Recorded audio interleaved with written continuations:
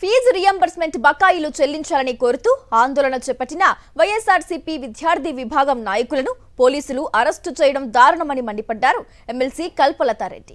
ప్రభుత్వం 10 లక్షల మంది విద్యార్థుల భవిష్యత్తును అగమ్య గోచరంగా మార్చిందని ఆగ్రహం వ్యక్తం చేశారు.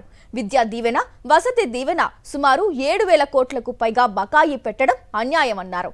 తక్షణమే ఫీజు రియంబర్స్మెంట్ బకాయిలు చెల్లించాలని డిమాండ్ చేశారు కల్పలతారెడ్డి.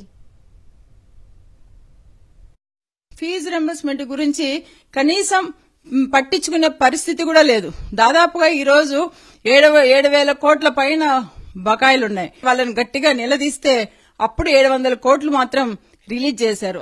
700 కోట్లు రిలీజ్ చేస్తే ఇప్పటికీ ఇంకా 4,600 కోట్లు ఇంకా బకాయిలున్నాయి. ఈ బకాయిలను చెల్లించమని అడిగితే విద్యార్థుల వైపును నిలబడితే ఈ రోజు ఈ ప్రభుత్వము ఈ విద్యార్థులను అరెస్ట్ చేయడము ఎంతవరకు సమంజసమని ఈ సందర్భం మేము అడుగుతున్నాం.